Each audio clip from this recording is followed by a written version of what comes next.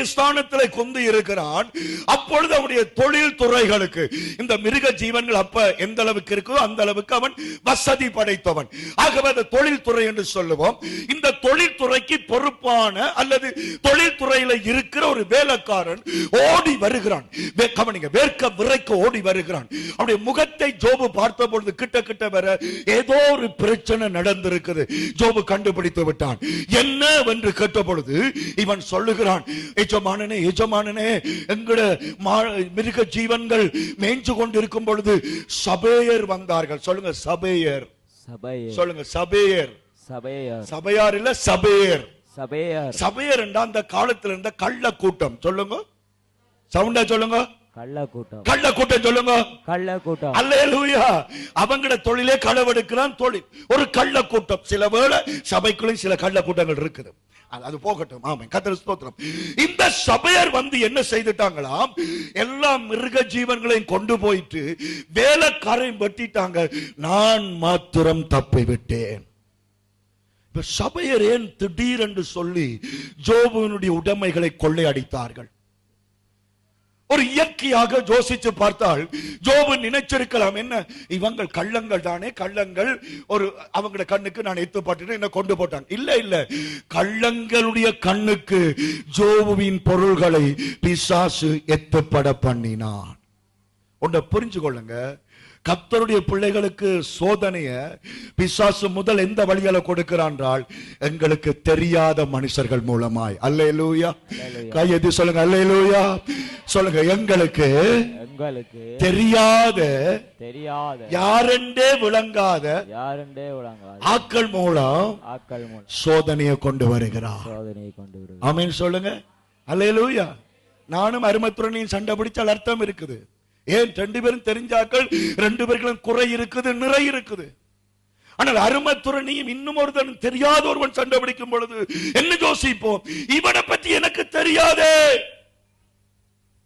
தேவனுடைய பிள்ளையே, நீ அறியாத மனிதர்கள் உனக்கு விரோதமாய் எழும்பும் பொழுது நீ ஒன்றை சிந்திக்க வேண்டும். பிசாசு உன்னை சோதித்துக் கொண்டிருக்கிறார். நீ அறியாதவர்கள் உனக்கு விரோதமாய் செயல்படும் பொழுது நீ புரிந்து கொள்ள வேண்டும், கர்த்தருடைய யுத்தத்திலே நீ நிற்கிறாய். அல்லேலூயா. கையேந்தி சொல்லுங்க அல்லேலூயா. ஆண்டவருடைய பிள்ளைகளுக்கு விரோதமாய் பிசாசு என்ன செய்வான் எழுதி வச்சதை சொல்லுகிறேன். பலசாலிகளை. அல்லேலூயா. யாரு சொல்லுங்க? பலசாலிகள். எங்களை விட பலசாலிகள், எங்களை விட தைரியசாலிகள். அவர்களை ஏவுவான். திடீரெண்டங்களை அடிக்கும்படிக்கு, திடீரெண்டங்களை வழியில குறுக்க வரும்படிக்கு பலசாலிகளை ஏவுவான். மாத்திரமல்ல, செல்வம் படைத்தவர்கள். அல்லேலூயா. பணபலம் உள்ளவர்கள். செல்வாக்குள்ளவர்கள். இப்படியான மனிதர்களை எங்களுக்கு விரோதமாய் திசை திருப்பி என்ன செய்வான், எங்களுக்கு கிடைக்கிற ஒரு சின்ன உதவியும் கிடைக்காதபடிக்கு சைன் பண்ண வைப்பான்.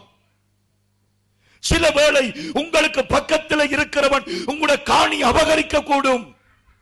உங்களுடைய மிருக ஜீவன்களோட, உங்களுடைய தொழில்களோட உங்களுக்கு தெரியாதவர்கள் போராடக்கூடும். அந்த நேரத்தில் நீ சொல்ல வேண்டும், நான் சுத்த பொன்னாக இதன் முடிவிலே விளங்குவேன். கையை தட்டி இதன் முடிவிலே, இதன் கையை தட்டி தட்டி தட்டி இதன் முடிவிலே நான் சுத்த பொன்னாக விளங்குவேன்.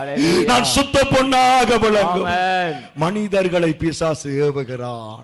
நீங்க ஒன்றை புரிஞ்சு கொள்ளுங்க, நீங்க அறியாதவர்கள் உங்களுக்கு விரோதமாய் வாராங்க என்றால் நீங்க பொன்னாக விளங்க போறீங்க. அல்லேலூயா.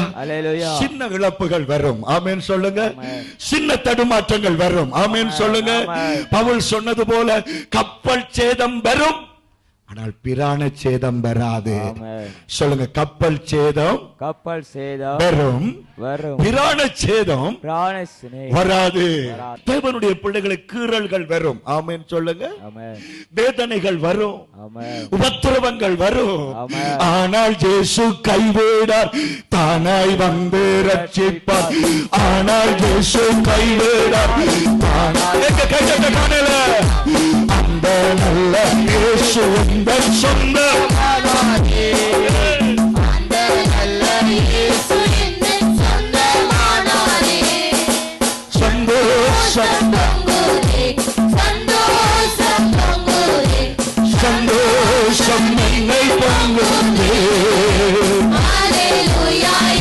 என்னை ரட்சித்தார், மற்றும் என்னை காத்தினார். சந்தோஷம் என்னை கொண்டது. ஹல்லேலூயா. பல பேர் கேட்பாங்க, ஏன் உங்களுக்கு எல்லாராலையும் பிரச்சனை கேட்பாங்க. நீங்க அவங்களுக்கெல்லாம் பதில் சொல்லாதுங்க, நீங்க கர்த்தர்ட்ட சொல்லுங்க, நான் பொன்னாக விளங்குவேன். அல்லேலூயா. சபையருக்கும் ஜோபுவுக்கும் எந்த தொடர்புமே இல்லை. ஆனால் சபையரை பிசாசு ஜோபுவுக்கு விரோதமாய் கொண்டு வந்து நிறுத்தினான். தேவனுடைய பிள்ளையே, உன்னை சோதிக்கும்படி பல சபையரை பிசாசு கொண்டு வரலாம். ஆனால் நான் போகிற பாதையை அவர் அறிவார். நன்றி நீ சொல்ல வேண்டும். அல்லேலூயா. நான் போகிற வழியை கர்த்தர் அறிவார். வெள்ளன் எழும்பி ஜெபிச்சுட்டு வர வீட்டார் ரோட்டால போற ஒருவன் எங்களை பேசி போட்டு போவான். அல்லேலூயா. சும்மா பேசல, முழு பச்சை தூசணத்தால பேசிட்டு போவான். ஆமென் சொல்லுங்க. நமக்கு அஞ்சும் கட்டு அறிவும் கட்டு. அந்த நேரம் நாங்க ஒன்றை யோசிக்க வேணும், அவனை தூசணத்தால பேச பண்ணின ஒரு ஐட்டம் வந்துட்டது.